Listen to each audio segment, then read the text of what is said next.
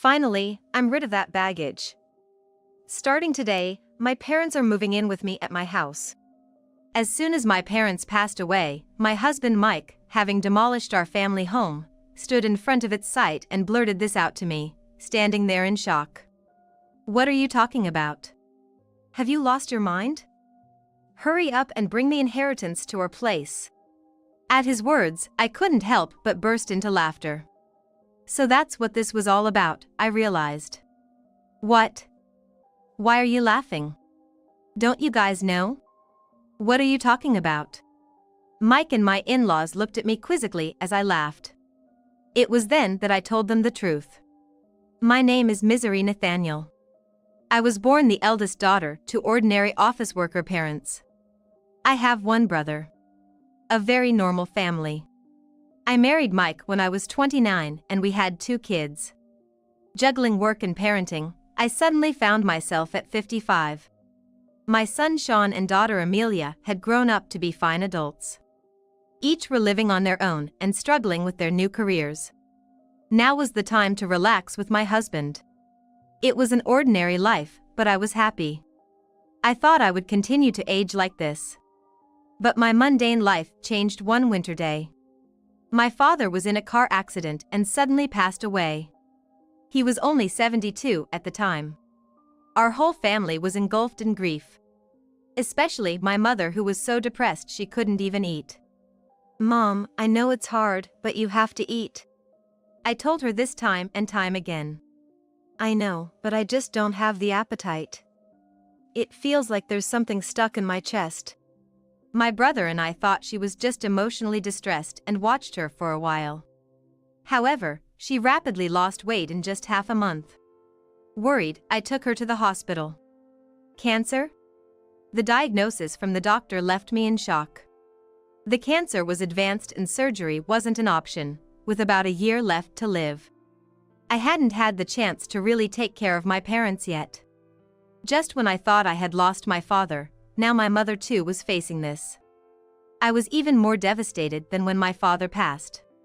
But I didn't have the luxury of grieving forever. My brother lived far away and couldn't be relied upon. So, it was up to me to take care of my mother. I immediately told Mike that I wanted to live with my mother. I couldn't leave her alone, both emotionally and physically, in her illness. But Mike's reaction was unexpected. "What? We just finished dealing with your dad's funeral and now I have to be dragged into more of your family's issues?" He said with a sigh, obviously annoyed. "You don't have to say it like that. Can't you just drive her to the hospital and back? Do we really have to live with her? I think she might feel lonely. If it's not okay, maybe I can just live at my family home for a while?" I suggested. Then Mike became indignant. "What? And who's gonna take care of my meals while you're gone?" "I'll come and cook, of course." "What about cleaning? Who's gonna do the laundry?" I fell silent.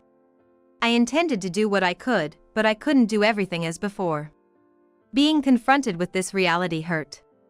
If someone said I was being selfish for wanting to care for and nurse my mother, I wouldn't be able to argue back. I'm sure my mother, being considerate, would say everything is fine as it is.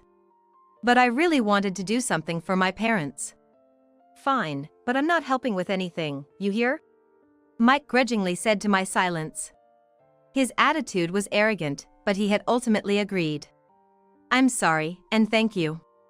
Although I thought he was being awful, he had agreed to my wish. I suppressed my desire to argue back and thanked him. Despite the trouble, Mike and I started living with my mother at my family home. We had originally been living in a house provided by Mike's employer. Mike was an only child. Since Mike's father really wanted us to live together, we didn't plan on buying our own home and were going to eventually move in with Mike's parents. Living in the company housing was more convenient for work, and the rent was only about $600 a month, so it wasn't a big burden. But now that we've moved to my family home, we don't have to pay that anymore and we have more space. I think living together wasn't all disadvantages for Mike. True to his word, Mike didn't help out with anything, but I'm glad I could live with my mother. She seemed energetic, but she often felt weak and spent a lot of time lying down during the day. I prepared her meals, fed her, and managed her medication. It would have been impossible for her to do all that alone. I'm sorry, Misery. Thank you. It's a big help that you're here with me. I should thank Mike too, my mother said, expressing her gratitude to us many times. She was unaware of the harsh words Mike had said about living together, so she was grateful to him too. One evening after my mother had gone to bed and Mike returned home. While serving dinner, I brought up the subject of my mother's treatment. Mike glared at me and said, "I don't know what you want me to say. I told you I'm not helping with anything," refusing even to listen. I needed someone to vent to, someone to consult. All I wanted was for Mike to listen. Even after 1 month, 2 months, Mike's attitude didn't change. He constantly complained about living together, acting as if he was doing a great favor, and his behavior became increasingly obnoxious day by day. But I couldn't say anything against it. Between worrying about my mother and being considerate of Mike, I was becoming more stressed. Around the time of the 1-year prognosis, my mother's condition worsened rapidly, and she was hospitalized. 3 days later, she passed away. Although I had prepared myself mentally, I was devastated. My brother's family and my children came right away and helped a lot, but in times like this, you really want your spouse by your side. However, Mike was laughing and chatting with his parents in a corner, not helping with the funeral preparations at all. My brother had taken a lead role in preparation, and somehow we got everything ready for the funeral. But Mike, who should have been sitting in the family section, was at the very back of the relatives section. "Mike, I want you to sit in the family section," I said, but he replied, "No, I'm fine here. I'm not a blood relative, after all." "But you're my husband." Then his mother chimed in. "He's your husband, but he's not your mother's son. Mike is our son, so he's an outsider, you know." "Yeah, Mike's parents are just us. Misery should sit in the family section." Hearing this from my in-laws, I was left speechless. From where I come from, it's common for sons-in-law to sit in the family section at funerals, though this might vary by area. Sure enough, with Mike not found in the family section, distant relatives started whispering, wondering if we had divorced. It's one thing for people to gossip, but all of this could have been avoided if Mike had just sat there. Feeling a bit upset that Mike wasn't by my side, we still managed to see my mother off peacefully. After the funeral, my brother's family, my children, Mike, and his parents returned to my family home. "Thank you for coming, especially at such a busy time," I said to my in-laws, offering them some tea. They laughed and replied, "Really, it's something. First your father, now your mother. These funeral expenses are a burden for us too. But at least that's the end of it." I was stunned by their words. What did they mean by that? I couldn't believe they would say such a thing. I forced a smile and excused myself. Then I overheard Mike talking with his parents. "It must have been tough for you, Mike, living with outsiders." "Yeah, dealing with Misery's whims was a pain. A husband shouldn't just follow his wife's demands. If you don't like something, you have every right to refuse." I clenched my fists. Their voices, laughing and chatting, were unbearable, but this wasn't new. Mike's parents had always been insensitive and rude. When Mike and I got married, his mother said, "Couldn't you find someone more attractive? I can't expect much for grandchildren." His father joked, "They say beauty gets boring after 3 days. With Misery, you won't get bored." And Mike just laughed, "It's funny. Such a disrespectful family." I felt something snap inside me. Reflecting back, neither Mike nor his parents had said a single comforting word to me, either at my father's funeral or after my mother's passing. Instead, they ridiculed me. I had felt sorry for imposing on Mike, but now I questioned his behavior as a person. I had been too concerned about Mike while just wanting to do right by my mother. I realized I shouldn't have felt so guilty towards Mike, especially since he wasn't supportive. While I simmered in anger, Mike and his parents continued to laugh and chat in another room. If my brother's family and my kids had heard them, they would have been upset, but fortunately, they were in the kitchen. I was relieved to be the only one who heard Mike and his parents' conversation. Then, I heard more from my mother-in-law.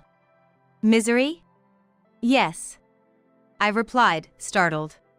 Can I have this? My mother-in-law asked, holding my mother's purse. Confused, I stammered, well. Your mother won't be needing it anymore, right? Mike suggested I take it home. Maybe I'll just keep it. As she held up the purse, appraising it.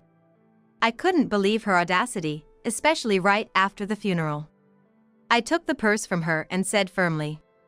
No, you can't. What? Her expression changed. Not so much about the purse being taken away, but more about me, her daughter-in-law, standing up to her. Yet, I stood my ground. We're not ready to sort through my mother's belongings yet. We'll distribute her keepsakes among the family later. My mother-in-law turned red with anger. What do you mean? Are you saying I'm an outsider? You said earlier at the funeral that even Mike was an outsider to my mother. How come Mike is an outsider, but your family? I retorted. Hearing this, Mike and his father also turned red. What are you saying? Apologize to Mom. How disrespectful, a daughter-in-law talking like that. Their commotion drew everyone from the other room. I didn't expect to be called an outsider after all the effort we put into attending the funeral. Let's go home, Dad. My mother-in-law shouted at me in front of everyone and stormed out of our house. For some reason, even Mike was angry and left with his parents. What happened? Did you really call your mother-in-law an outsider? Everyone asked me, having heard only her side. Taken out of context, it might have seemed like I was the one being harsh. But I explained the situation to everyone. Not a single person blamed me. Grandpa and Grandma should be more considerate of other people's feelings. That's just how Dad and Grandpa have always been. My children sided with me, but I still couldn't forgive those three. Mike hadn't come home for a while since that day. I hadn't contacted him either. I didn't think I should be the one to apologize, and I wasn't sure if I could forgive him even if he did. But I knew things couldn't stay this way forever. Then one day, Mike came back. Welcome home. I greeted him, suppressing the anger that flared up at the sight of him. Then he said, "It's been tough, huh?" His gruff words were an attempt at showing concern, and I was taken aback. Take the kids and go on a trip. It'll be a good change of scenery for you. And with that, he handed me travel vouchers. I was speechless. Instead, tears started to stream down my face. It might have been the kids' idea. But I was touched that Mike went along with it. I immediately contacted the kids to plan the trip. Really? Dad suggested this? It's surprising, isn't it? The kids were astonished by my proposal. It seemed like it really was a gift from Mike. I wonder if Dad feels bad about what happened. I said, laughing. I gratefully accepted the travel vouchers from Mike. I'll be off then. Yeah, take your time.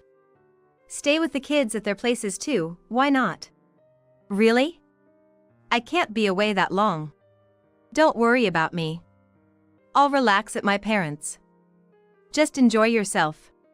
With that, Mike sent me off. Amelia was happy to have me visit, so before the spa trip, I stopped by her place and then Sean's. I hadn't been able to visit them while caring for my mother, so I helped out by cooking and freezing meals for them. Mom, you should relax. But thanks, this really helps. They both said, delighted to have my cooking at home. This opportunity was all thanks to Mike's suggestion. And then came the eagerly awaited spa trip. I spent a relaxing time at the hot springs with my children. The weariness from caregiving and the sorrow of losing my parents seemed to have healed quite a bit. I was away for almost a week, but both my kids returned to their homes with bright smiles. That was fun. We should thank Dad for once. True, just this once.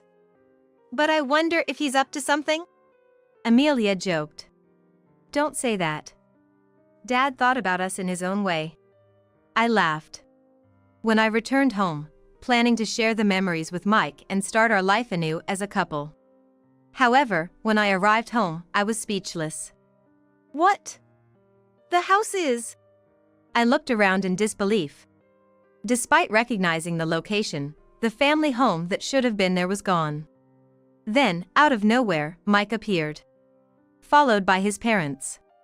They were grinning at me, standing there dumbfounded. Mike!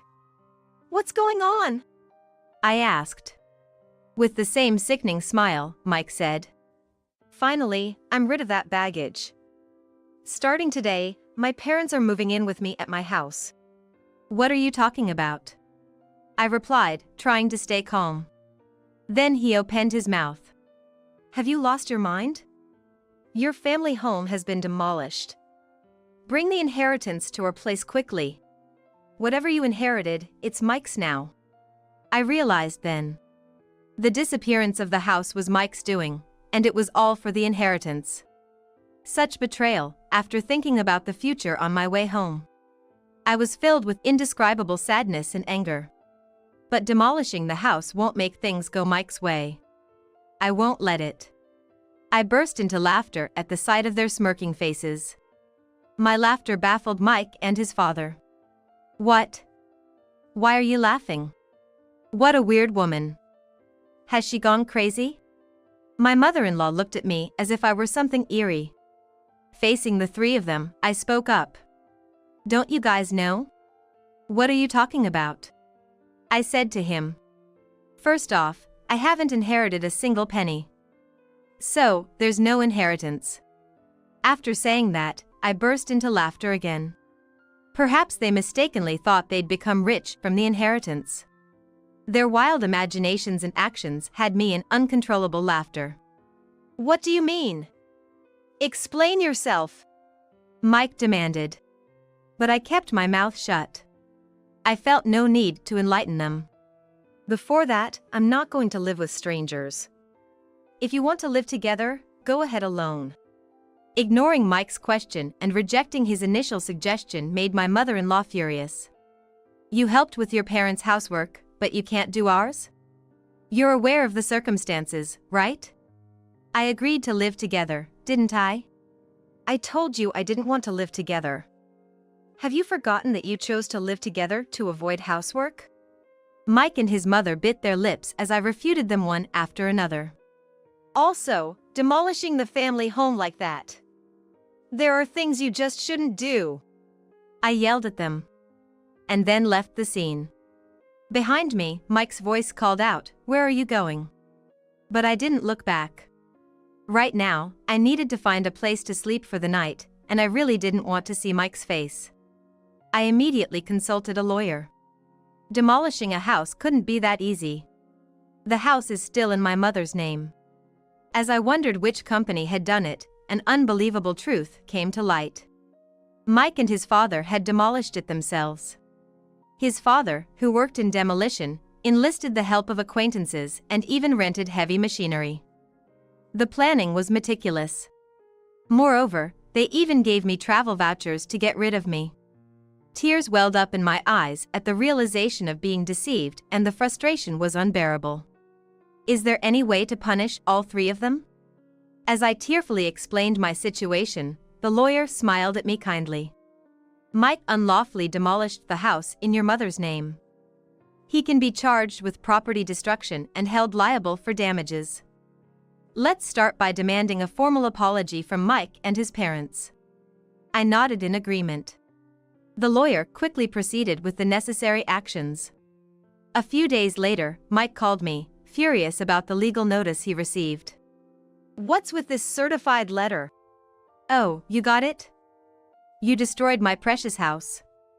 Of course, you have to compensate. Compensate? We said we were moving to my parents' place.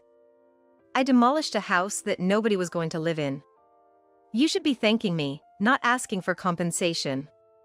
Now bring the inheritance and come back home, he said arrogantly. Thank me for demolishing my house? Don't make me laugh. And what inheritance? It's not even been settled yet. I shouted back over the phone. Mike was silent, seemingly taken aback by my anger, which I rarely displayed. The reason I laughed when the house was demolished was exactly this. I had a whole year with my mother. It was obvious that we would discuss matters of inheritance. So, I told my brother, I don't want anything. Give it all to you. As a result, he inherited all the cash and stocks. He insisted that I should have the house, as he lived far away and couldn't manage it. If I wasn't going to live there, it could even be rented out. That was the plan, for me to inherit the house. Anyway, either you and your father restore the house to its original state, or pay the amount specified in the letter. That amount of money.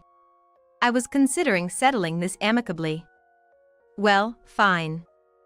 If you can't pay, I'll file a police report and sue you, I declared. I'm sorry, I didn't think you'd get so angry.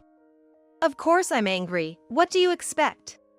He began to make excuses. He seemed to think that if my family home was gone, he wouldn't have to live with his parents. Especially, Mike's father had always desired to live together. Mike's father seemed to have a fondness for Sean and apparently wanted to live with him. Mike had refused to live together before, citing difficult commutes, but his parents thought I was the one against it. So, he convinced them by demolishing my house and making it seem like I'd move in with them with the inheritance. But I couldn't forgive him after hearing such a thing. Please, give me a break. I didn't mean any harm. Dad's sorry too. If he's truly sorry, then agree to the settlement, I said and hung up the phone. Mike kept calling and sending messages, apologizing. If you're sorry, just transfer the money. I pushed him away. I knew my childhood home couldn't be restored, but this was the only way I could process my unbearable feelings. Afterward, I stayed at Amelia's place. This situation was known to my brother's family and my children. Although my brother must have been angry about our house being demolished without his consent, he said, I won't interfere, but I'll help in any way I can. Do what you think is best, misery. Everyone condemned Mike's actions and supported me. A month passed without any compensation or alimony payment from Mike. During that time, there was no contact from him. I couldn't stay with Amelia forever. I wanted to get the money as soon as possible to at least establish a living foundation. Contrary to my wishes, something unbelievable happened. It was revealed by Amelia. This apron looks a lot like Grandma's, she said, showing me her smartphone screen. I was surprised when I saw it. It was a listing on a flea market app. The apron Amelia mentioned, similar to my mother's, was a unique one I had made for her. What? This is Grandma's apron. I made it, so I'm sure. What? Amelia quickly checked other listings. The seller seemed to have recently joined the app, with no transactions or reviews yet. There were nearly 30 items listed, and to my horror, all of them belonged to my mother. I immediately realized. It was Mike. He was the only one who could have taken my mother's belongings after demolishing the house. I called Mike right away. What's this about the app? App? Mike responded, sounding annoyed. Furious, I thought Mike was pretending not to know. Don't play dumb. You're selling Mom's things without permission, aren't you? Cancel those listings right now. Mike, sounding panicked, replied. What? No, it wasn't me. Who else would do such a thing? I'm coming over right now to get everything back, I said and hung up, then immediately headed to Mike's parents' house with Amelia. Where are Mom's things? I demanded as soon as we arrived and called out for Mike. Confronting Mike at the door, he stuttered. I don't know anything about it. Tell the truth, Dad. Amelia joined me in pressuring Mike. He seemed flustered. Mike's parents, noticing our presence, came out. Oh, Amelia, you're here? Mike's mom greeted, smiling at the sight of her granddaughter. Angry, Amelia said. Grandma! Tell Dad to tell the truth. The truth? Grandma's belongings that passed away recently, Dad seems to be selling them. At Amelia's words, Mike's mom burst into laughter. Mike, with a troubled look, kept repeating, "It really wasn't me." Then, his mother loudly exclaimed, "Mike is selling them? That's impossible." But, because I am the one selling them. I felt my blood run cold. Mike probably knew about it. With a look that almost said this is bad, he turned to look at his mother. Despite Amelia's shock, his mother cheerfully continued. What? It's a lot of work, you know?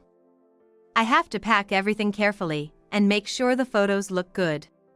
She seemed oblivious to the fact that she was selling stolen goods, chatting happily about the app. I struggled to restrain myself from lunging at her. Cancel the listings. Those aren't yours to sell.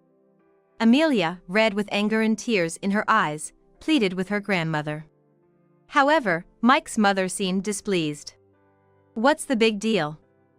I finally found a hobby I enjoy. I use the things I can and sell the rest for a little pocket money. It's good for preventing dementia. I'm the only grandma left, so Amelia wants me to stay healthy and live long, right? She said nonchalantly. Pleading with her to stop had no effect, there was no sign of remorse. But if talking won't help, then action is the only option. Amelia, let's go. But. It's okay, let's go. I pulled Amelia out of the house and headed straight to the police station. I wasn't planning to file a report for the demolition of the house, but theft is a different story. When I explained to the police that my mother's belongings were being stolen and sold, they acted immediately, and Mike's mother's account on the flea market app was suspended. The items wouldn't be sold anymore. I called Mike on the way back from the station. I had your mother's account stopped. You knew about it, right? You're complicit. No, I've filed a police report about this. Please cooperate with the investigation. Mike became frantic. What? We're family, right? Withdraw it, please. Family? You still haven't paid any compensation for the house nor alimony, and there's no sign of remorse. Faced with my shouting, Mike was taken aback. But I'm not heartless. Despite everything, I have feelings for Mike, having lived with him for so long. Sighing, I said, I'll wait for the money, but I won't forgive the theft. Return everything. And Mike, your father looked quite unwell. Has he seen a doctor? What? I'm not a monster, so just passing on that message. I said and hung up. Mike's father, whom I had just seen, was alarmingly thin and hadn't spoken much. His complexion was more than just pale. It was unnaturally dark. His ill health was obvious. But that family probably hadn't noticed. His wife, nonchalantly selling stolen items, and Mike, who only acted tough with me. They lacked any real concern for others. The next day, I received a call from Mike's father. Expecting it to be a thank you call, I was met with the complete opposite. What do you mean by treating me like a sick person? Planning to dump me in a hospital to get rid of the hassle? I need to protect Mike and my wife from you. I'm not going to any hospital, he scolded. It was shocking to be reprimanded when I was just concerned. Sorry for overstepping. I was just worried. Humph. I'm not frail or short-lived like your parents. Don't make a fool of me. I was infuriated by his words, but a few days later, he apparently felt unwell enough to visit the hospital. The diagnosis was terminal cancer. Mike called me in a panic. Dad's got terminal cancer. What am I going to do? But I just snorted. I don't know. What did you say when I suggested going to the hospital? He said, I'm not frail or short-lived like your parents. So, deal with it yourself. How can you be so heartless? Misery, I never thought you'd be such a person. Who's heartless? Did you ever say a single warm word when my mother was sick? Reflect on your own actions. I said and hung up. As expected, Mike's father passed away soon after. As a human being, I didn't want to harbor negative feelings towards the deceased, but recalling everything that had been done and said, I couldn't shed a tear. After his funeral, his will was found. Despite all his talk of not being short-lived, he had made thorough preparations. The house goes to the grandson, Sean. The rest of the estate is to be divided between my wife and eldest son. I was surprised to see Sean's name. Mike's father had always favored him, wanting to live with him. He must have wanted Sean to have the house even after his death. It was a nuisance for Sean. Renounce the inheritance. You don't need that house, do you? I told Sean, but he was happy to receive it. Inheriting the house was more of a burden than a benefit due to inheritance tax. But if he was pleased, I had no right to say anything. Following the will, Sean inherited the house. His grandmother was happy and paid the inheritance tax. He's our successor, after all, she said. Well, that's not wrong. While I felt a bit sad as if Sean had been taken from me, something unbelievable happened next. Come over to our house. Mike's call prompted me to head straight to his parents' house. Then, I saw Mike's mother and Mike himself standing in front of their house, stunned, just like I once had been. The site was filled with heavy machinery, trucks labeled with demolition company names, and workers. Their house was being torn down right before our eyes. What's going on? It's my house. I can do what I want with it. Sean said, appearing from somewhere, looking satisfied as he watched the demolition. Sean! What are you doing? Stop this right now. Stopping it now won't make it livable anyway. Sean, what have you done? Mike's mother and Mike were begging Sean. But Sean just laughed. Did you forget what Grandpa and Dad did to Mom? Sean. Grandma, you were awful to Mom too, right? Did you apologize? Sean's smile turned into a sharp glare at Mike's mother and Mike. They fell to their knees. The heavy machinery continued to noisily dismantle their house. I finally felt relieved seeing this scene. Later, Mike finally paid the damages and compensation from the inherited assets. The stolen items that Mike's mother took from my mother were retrieved by Sean and safely returned to me. You always have me and Amelia, Sean said, and I finally shed tears of relief. Mike's mother and Mike, having lost their house and left with no money, were now living in a company house again. Mike and I had moved out of the company house. But now Mike and his mother had to return, becoming the subject of rumors. I explained the whole truth to Mike's colleague's wife, who we were on good terms with. Mike and his mother will likely have a hard life in the company housing, but it's their own doing. Additionally, after Mike's retirement, they'll be forced to save up for a new place to live. I sometimes think about asking my friends how Mike and his mother are living now, just to have something to talk about. After that, I continued to stay at Amelia's house, but then Sean got engaged to be married. He was planning to build a house. The land of the former family home sold for a decent amount, and I was glad to see that even that house served a purpose. Mom, come live with us. Sean offered. His fiancée welcomed me warmly. Since I couldn't keep relying on Amelia, who lived alone, indefinitely, I decided to take up on Sean's offer. I am thinking of living happily with my new family, determined not to become a mother-in-law like my own mother-in-law.